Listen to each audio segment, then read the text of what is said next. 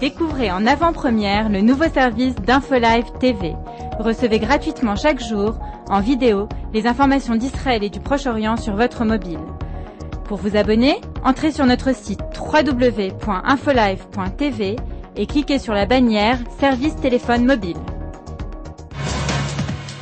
InfoLive TV, merci de nous retrouver pour ce flash d'information. C'est l'information principale de cette édition. Un soldat israélien a été tué jeudi par des terroristes du Hamas lors d'une incursion dans la bande de Gaza au moment où Israël marquait le premier anniversaire de la guerre contre le Hezbollah au Liban.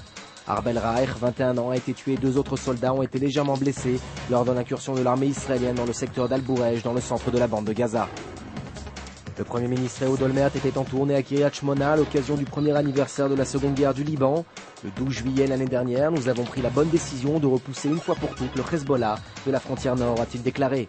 Cette déclaration intervient quelques semaines avant la publication du rapport final de la commission d'enquête Vinograd. Le convoyeur d'un terroriste suicide a été condamné à 5 peines de réclusion à perpétuité. Le tribunal du district de Tel Aviv a été sans appel avec Ashraf Kayassi, accusé d'avoir transporté le terroriste qui s'était fait exploser au pub Stage de Tel Aviv en février 2005, tuant 5 personnes. Des troupes jordaniennes se déploieront-elles en Judée-Samarie? La présidence de Ramallah compte entendre les propositions de Jérusalem sur la question lundi prochain dans le cadre du sommet Abbas-Olmert qui se tiendra en territoire palestinien à Jéricho. Rappelons qu'il s'agit de la première rencontre entre les deux hommes depuis le putsch du Hamas dans la bande de Gaza. Et puis selon un récent sondage publié par nos confrères du Wall Street Journal, 70% des Iraniens se diraient en mesure d'accepter une normalisation avec les États-Unis ainsi que la reconnaissance de l'État d'Israël. De quoi irriter particulièrement le président iranien Ahmadinejad. Économie, la baisse du taux du dollar a entraîné un dumping social important au cœur de l'industrie israélienne du textile. En effet, un tiers des entreprises israéliennes de ce secteur auraient délocalisé leurs activités en Asie. Et puis une bonne nouvelle pour clôturer cette édition. Selon la Banque mondiale, l'État d'Israël serait le champion toute catégorie du Proche-Orient dans la lutte contre la corruption.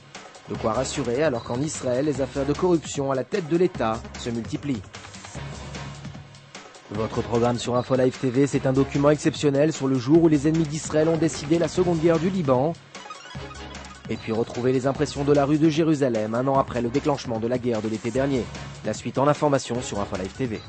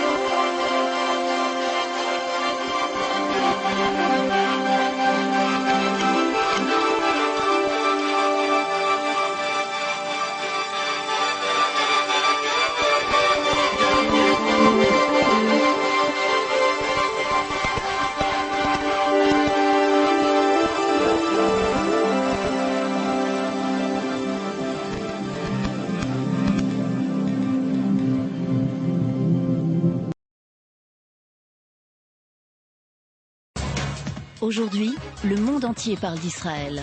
Mais qui parle d'Israël au monde entier, en temps réel, en 4 langues et en direct de Jérusalem? InfoLive.tv, la première chaîne de télévision internationale israélienne. 24 heures sur 24, 7 jours sur 7, suivez de l'intérieur l'actualité d'Israël et du Moyen-Orient. Des reportages, des interviews, un grand journal et des flash infos en images dès que l'actualité l'exige. InfoLive.tv, votre regard direct et vrai sur l'actualité d'Israël. Retrouvez InfoLive sur internet www.infolive.tv.